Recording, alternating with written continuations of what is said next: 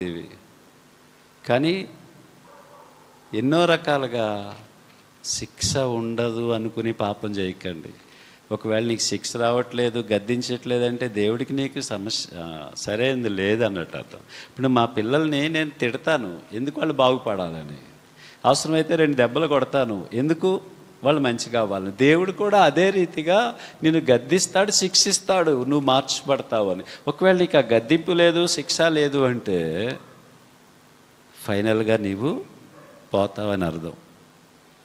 శిక్ష, దేవుడు శిక్షించువాడు ధన్యుడు అని ఉంది, దేవుడు గద్దించువాడు ధన్యుడు.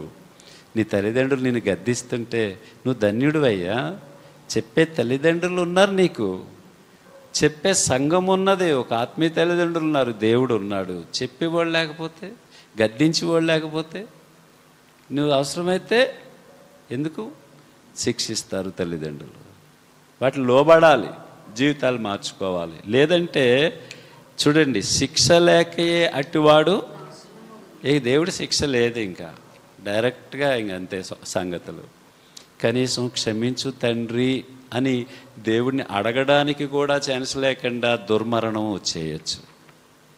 ఎంత ఘోరం! సిలువ మీద దొంగలాగా నేను అంటాను, కనీసం ఒక వారం రోజులన్నా బెడ్ మీద ఉండి, సుజాత ఇక్కడే ఉందా అమ్మా, ఈ చేతికి ఒక సూది, ముక్కులో ఒక 2 గొట్టాలు, కింద ఒక ఏదో మొత్తమే శరీరం అంతా ఏం పెట్టాలి, సూదులు పెట్టేయాలి, ఐసీలో పెట్టేయాలి. అప్పుడు చిన్నప్పటి నుంచి ఎన్ని పాపాలు, ఎన్ని దోషాలు, మళ్ళీ ఒకసారి క్షమించు క్షమించు అని ఏడుస్తూ అలా చచ్చిపోతే బెస్ట్ అనుకుంటాను నేను. క్షమాపణ అడగడానికి టైం ఇచ్చి, ఆ యొక్క శరీర సంబంధమైన రోగాలు, వేదన, చేసిన పాపాలు, నీ ఇల్లు చక్కబెట్టుకోమన్నాడు. ఎవరు? హిజ్కియా తోటి రోగం వచ్చింది, మరణకరమైన వ్యాధి, నువ్వు చచ్చిపోతావు, ఇల్లు చక్కబెట్టుకో అంటే అదే. ఆ వ్యాధితో ఉన్నావు కదా, ఇంకా దిద్దుబాటు చేసుకోవాల్సినవి, ఇంకా క్షమాపణ పొందుకోవాల్సినవి చక్కబెట్టుకో.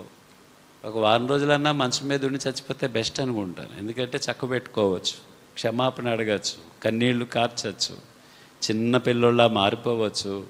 అప్పుడు దేవుడు వచ్చే అంటాడు. ఇంత ఉంది. దీనికి ఇంకా చాలా ఉన్నాయి. ఏసన్ గారు చూడండి, భక్త సింగ్ గారు లాంటి వాళ్ళు చూడండి.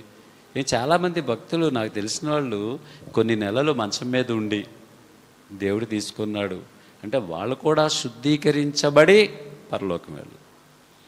శిక్ష ఉండాలి.